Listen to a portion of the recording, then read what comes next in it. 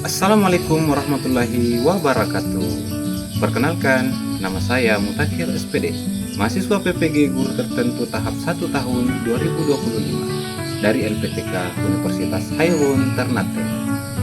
Program studi Agroteknologi Pengolahan Hasil Pertanian dengan NIM 10842500069. Pada hari ini, saya akan melakukan praktik mengajar dalam uji kinerja yang dilakukan dalam mata pelajaran dasar-dasar agroteknologi pengolahan hasil pertanian, topik pencampuran bahan. Kegiatan ini dilaksanakan di UPTD SMKN Karossa. Sekian dan terima kasih dan selamat menyaksikan. Halo, selamat siang semuanya.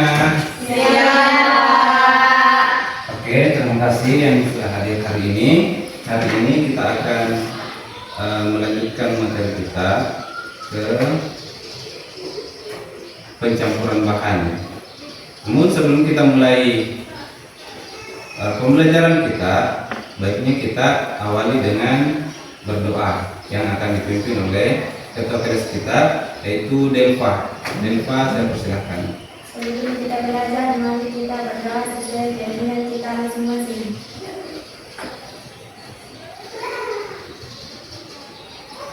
Sudah selesai. Oke, jadi seperti yang kita bahas minggu lalu, bahwa hari ini kita akan masuk ke materi pencampuran bahan. Oke, tapi sebelum kita masuk ke materi,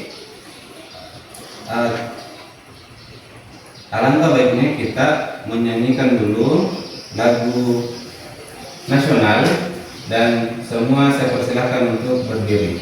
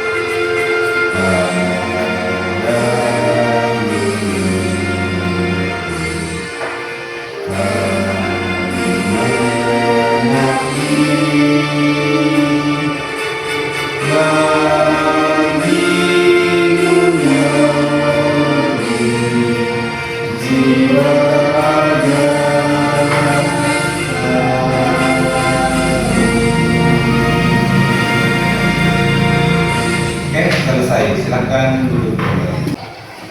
Sebelum kita masuk ke materinya, saya absen terlebih dahulu. Saya mulai dari Cahya Azuli. Oke. Kemudian Deliasti. Kemudian Delva. Oke. Kemudian Ita Juniarti. Kemudian Juwita.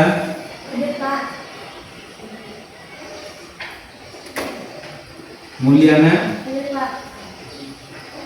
kemudian Rena, kemudian Renita.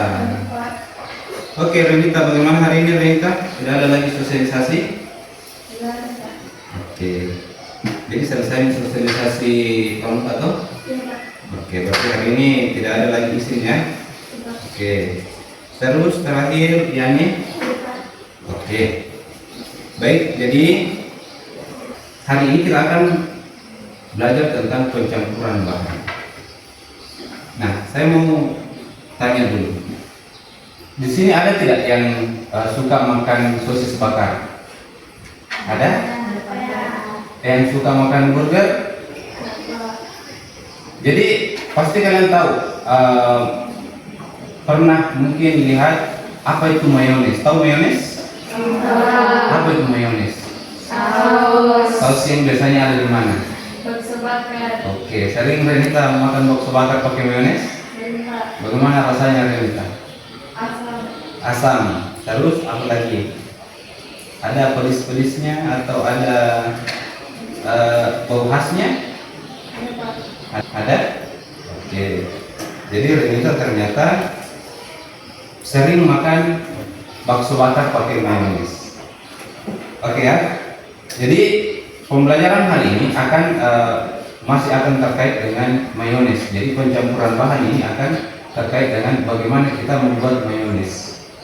Nah, tujuan pembelajaran kita hari ini yaitu satu, menjelaskan konsep pencampuran dan emulsifikasi dalam pengolahan hasil pertanian. Jadi mayones itu adalah produk hasil pertanian yang melalui proses namanya pencampuran. Yang kedua, mengidentifikasi bahan dan alat yang digunakan dalam proses pencampuran. Jadi kita mau tahu apa sih bahan, apa sih alat yang dipakai dalam proses pencampuran itu. Kemudian selanjutnya adalah hari ini juga kita akan langsung melakukan praktik pembuatan mayones. Ada yang mau bikin mayones? Ada yang sering bikin gorengan di rumah terus tidak ada sambalnya? Ada? Oke, jadi setelah kita praktek, kalian akan bisa membuat mayones di rumah dengan menggunakan alat yang sesederhana mungkin dan menggunakan bahan yang tidak ribet. Oke, terus yang terakhir, tujuan pembelajaran kita hari ini yaitu merefleksikan proses kerja dan kerjasama kelompok. Jadi yang saya mau lihat hari ini adalah tujuan kita adalah bagaimana kalian bisa bekerja sama dalam kelompok. Oke? Oke. Lanjut. Nah, ini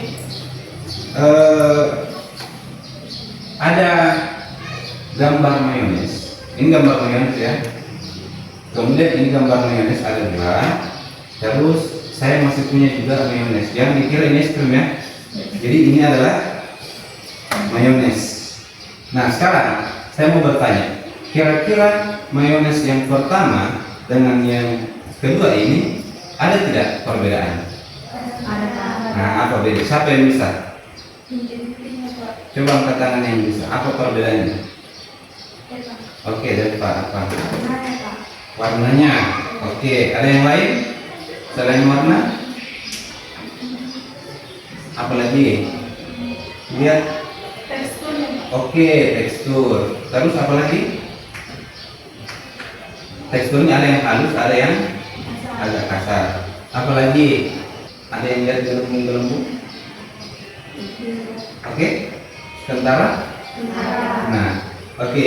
Jadi ini adalah contoh mayones yang tercampur dengan baik dan contoh yang tidak tercampur dengan baik. Makanya ada yang kelihatan halus sekali dan ada yang kelihatan masih kayak ada bintik-bintik, ada kayak gelembung-gelembung. Oke, jelas? Nah, akan masuk ke penayangan video. Tapi sebelum kita masuk ke penayangan video, saya punya permainan begini. Ini adalah permainan fokus. Ketika misalkan saya menyebutkan bahan hasil pertaniannya, kalian harus jawab ini nabati atau hewani. Oke, paham? Paham hewani sama nabati kan? Oke, contohnya begini. Kalau saya sebut minyak, berarti itu nabati. Oke, kalau saya sebut udang, oke, hewani. Kalau saya sebut jeruk nipis, nabati ya, Renita. Oke, ikan, Hewani. oke, sudah serentak. Kalau saya sebut singkong, oke, sudah paham. Terus kalau saya sebut bakso, nabati dan hewani, karena ada pencampuran di situ. Oke, Oke, jadi kita hari ini akan belajar bagaimana kita bisa mencampurkan air dengan minyak. Tapi kita lihat dulu. Dan pernahkah kalian memperhatikan keduanya tidak akan tercampur, bahkan sudah diaduk-aduk lama? Air selalu bisa melalui kandungan yang dimasukkan ke dalamnya seperti garam dan gula, tapi tidak ada minyak. Padahal keduanya sama-sama cairan. Kenapa bisa gitu ya? Cari jawabannya di sini yuk. Nah, jadi gambaran tentang minyak dan air. Kenapa alasannya kenapa minyak dan air itu tidak bisa bercampur? Kita harus paham dulu di situ. Air dan minyak tidak bisa menyatu karena keduanya memiliki sifat molekul yang berbeda. Molekul air tersusun dari satu atom oksigen dan dua atom hidrogen.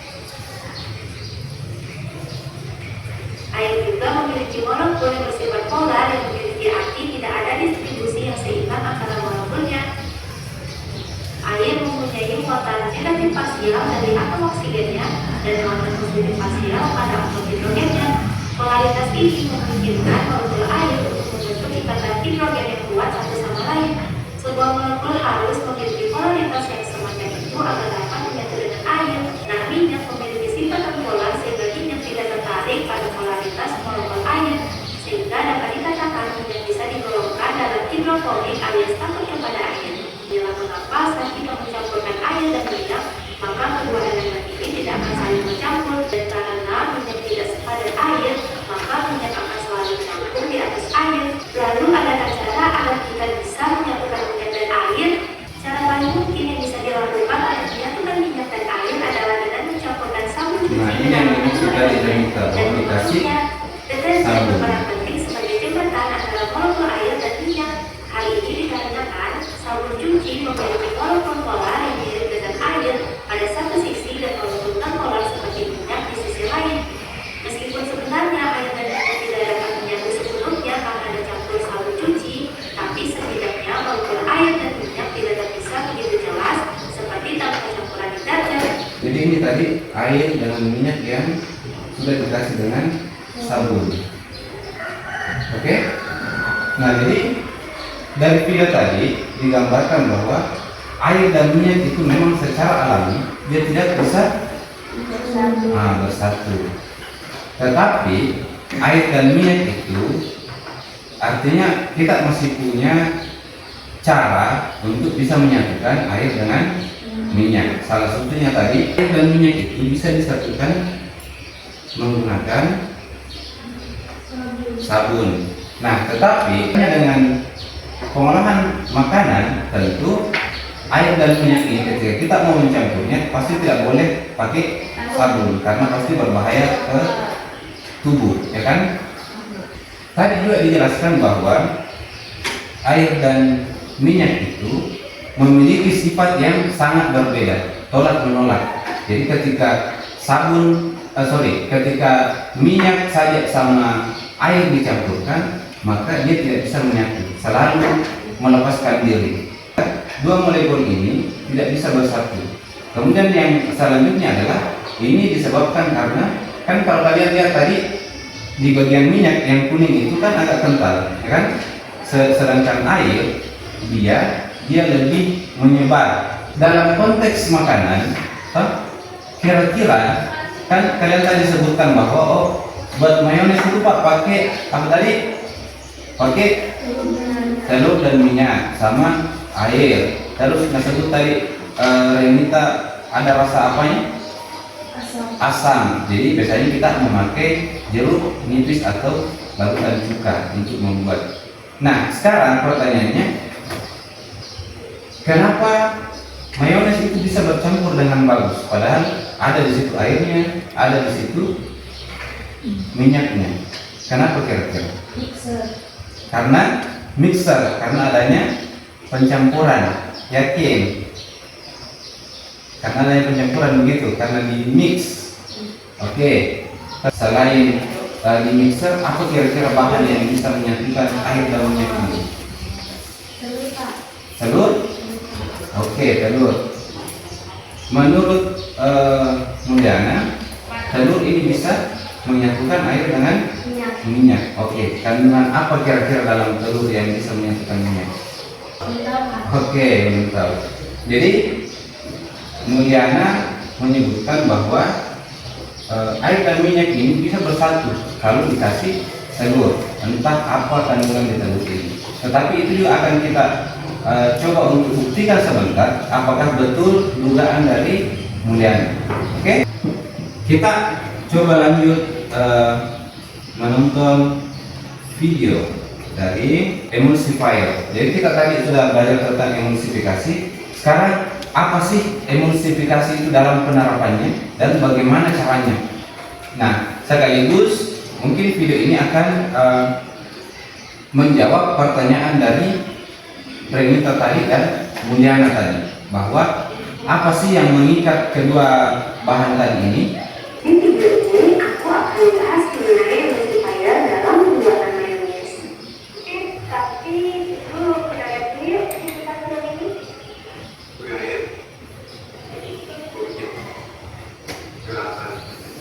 Oke, jadi di air dan minyak sama dengan kalian, air sama odor kalian yang menjadi minyak.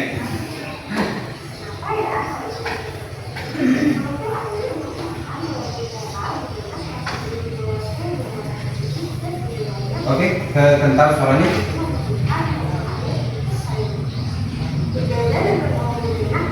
Nah, jadi kembali membahas tadi tentang bagaimana minyak dan air itu tidak bisa bersatu. Tetapi dengan jalan emulsifikasi, maka diharapkan minyak dan air itu bisa menyatu.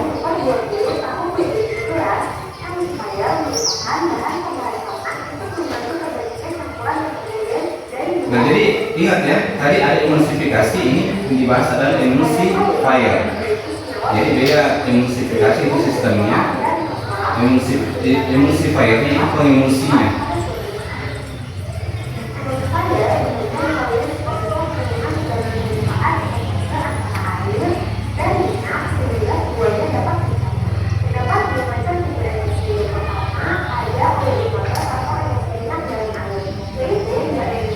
Nah, ini tadi yang disebutkan Mulyana, bahwa ada pengungsinya yang atau yang pencampurnya adalah si telur tadi.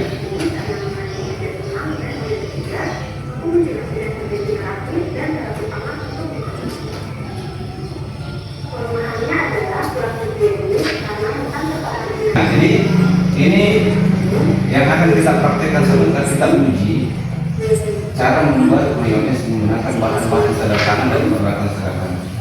Jadi diperhatikan ya, apa saja bahannya.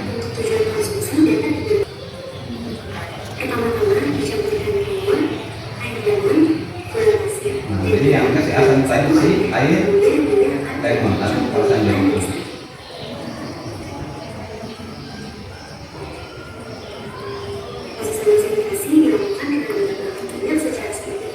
Nah, jadi kalau dia emulsifikasi menggunakan telur tadi, dia harus memasukkan minyak sedikit demi sedikit.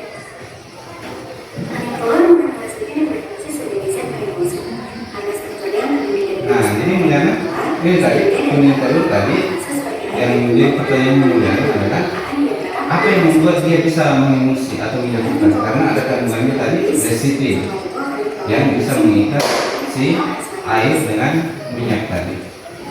Karena saya lihat Boyo, coba kita lagi peregangan sedikit. Coba saya minta berdiri dulu. Permainan yaitu namanya tali titik konsentrasi. Oke? Jadi untuk 2, maka kalian harus tepuk tangannya 1 kali. Kalau saya sebut 1, berarti tepuk tangannya 2 kali. Oke? Kalau saya sebut 3, maka tepuk tangannya tidak bersuara. Oke? Paham? Ya, tidak bersuara. Ingat, 1 berarti 2 kali tepuk. 2 berarti 2 kali tepuk. 3 berarti tidak. Oke, tidak bersuara. Oke, jadi saya mulai ya. Coba kita 1 kali tepuk. Nah, belum seragam. Coba lagi 1 kali tepuk. Oke, nggak seragam. Coba 3 kali tepuk. Masih ada suaranya sedikit. Oke, sudah. Terima kasih. Silahkan. Sudah bagikan lembar. Kita siapkan tempat sampahnya. Jadi yang membuka seluk tadi boleh dirapikan ya. Colokan yang disediakan, silahkan bisa dipakai.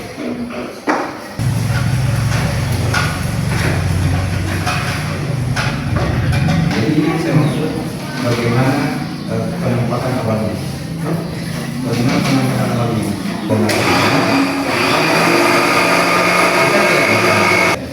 Nah, bisa. Oke, enggak.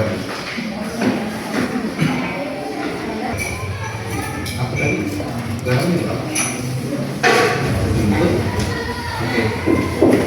Oke, sejumput. Jadi sejumput itu ya, hasilnya nanti tidak terkonversi. Oke, sudah. Nah, coba lihat yang. Nah, ini yang saya maksud tadi. Ya, ini kan tadi bagus tercampurnya antara minyak dengan air. Nah, ini tadi penampakan awal, tekstur awal dan tekstur akhir, hasil akhir. Jadi bisa ini dulu baru bisanya.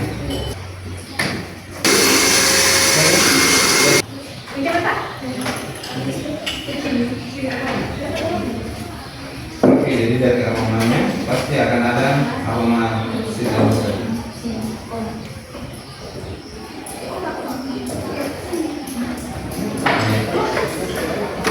Kalau ini sudah pasti asam.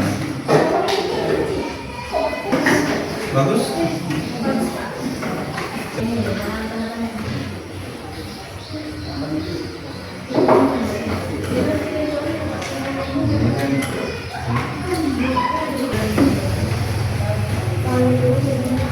Oke, jadi sambil menulis, jadi sambil menulis boleh sambil dengarkan presentasi data supaya bisa dibandingkan nanti. Assalamualaikum warahmatullahi wabarakatuh. Waalaikumsalam warahmatullahi wabarakatuh.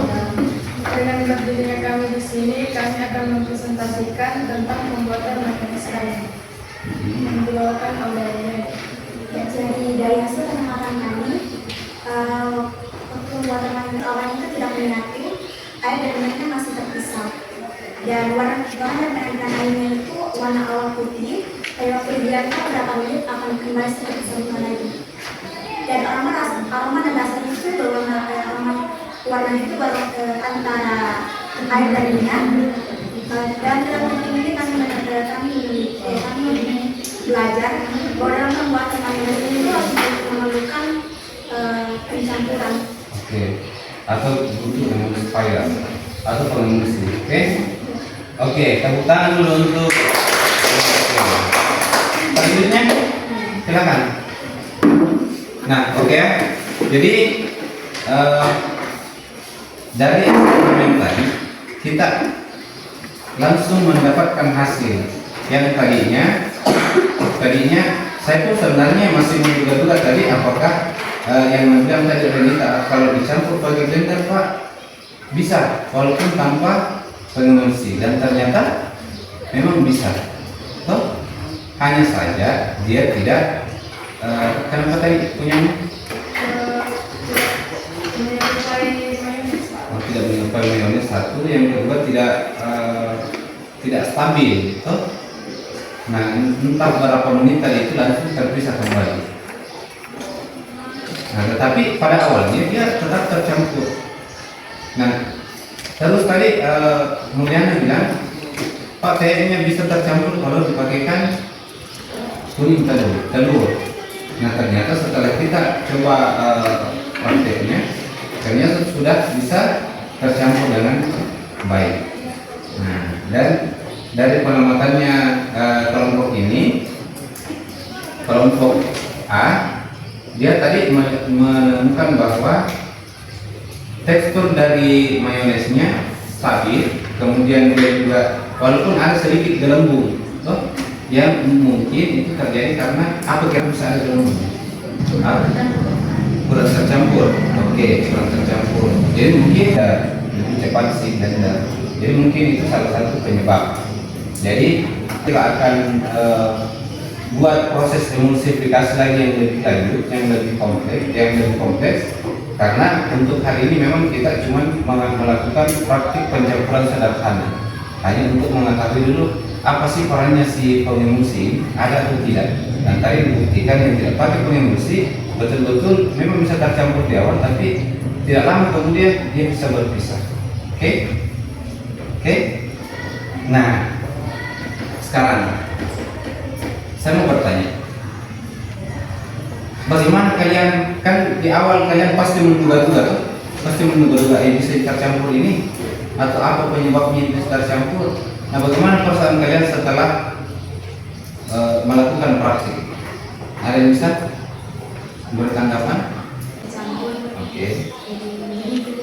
Jadi bisa yang menyatu. Oke, dan ternyata tadi didapat teksturnya juga lumayan kental, walaupun mungkin agak beda sama yang kelompok ini. Kelompok apa tadi? Kelompok B. Ini yang kelompok A. Kemudian dari kita beda apa? Dari hasil campuran saya tadi, saya dari tahu bahwa kekurangan satu bahan tidak akan menghasilkan mekanisasi. Oke, berarti betapa pentingnya tadi si pengemulsi ini. Oke, tepuk tangan dulu. Oke, kelompok B, ada siapa yang mau bercerita? Cahya, apa yang kau pelajari dari praktikum ini atau eksperimen ini? Oke, takaran. Jadi kalian belajar tentang betapa pentingnya menakar. Nah, saya kan selalu juga mengingatkan, setiap praktik yang penting itu diperhatikan adalah takaran. Satu, tujuannya untuk kita menyesuaikan dengan langkah kerja dan resep yang ada. Yang kedua tadi, supaya kita bisa mengukur betul-betul bahwa kita pakai pengemulsi buatannya Pak sekian gram, Pak kita pakai garamnya sekian gram, supaya kita bisa evaluasi nanti. Ternyata Pak saya kemarin pakai garamnya cuma 1 gram, tidak terasa asinnya Pak, tidak ada sama sekali rasanya. Nah, itu adalah tujuan dari pentingnya untuk membuat kerja dan melaksanakan prosedur sesuai dengan langkah kerjanya tadi. Jadi dalam proses pencampuran itu terlebih kepada 2 bahan atau lebih yang mempunyai sifat yang tidak mudah menyatu, maka diperlukan yang namanya pengemulsi atau dibutuhkan penghubung. Tetapi pada intinya air dan minyak itu bisa bersatu ketika misalkan dia diberi yang namanya emulsifier atau pengemulsi, zat yang bisa menyatukan, yang bisa mengikat si minyak ini dan juga bisa mengikat si air tadi supaya dia bisa saling berikatan. Nah, kemudian proses pencampuran juga ini akan kita pelajari juga lebih lanjut nanti. Mungkin kita akan di pertemuan selanjutnya. Konsep dasar dari praktikum kita hari ini pencampuran pada dasarnya adalah, kesimpulannya adalah kita mencampur 2 bahan yang tidak bisa saling menyatu, tetapi dengan penambahan emulsifier atau pengemulsi, maka kedua bahan itu akhirnya bisa tercampur. Oke. Jadi terakhir saya akan membagikan lembar refleksinya, silahkan diisi masing-masing. Maka yang menulis refleksi hari ini, apa yang sudah dipelajari hari ini dan bagaimana perasaan kalian setelah melakukan praktikum tadi. Oke, sudah?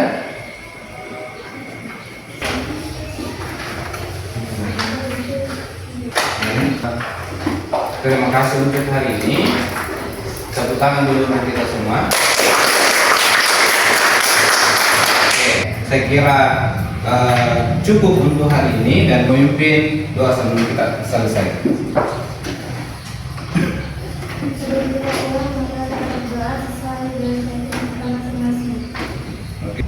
Selesai. Oke, jadi cukup sekian dan ucapan assalamualaikum warahmatullahi wabarakatuh. Waalaikumsalam. Waalaikumsalam.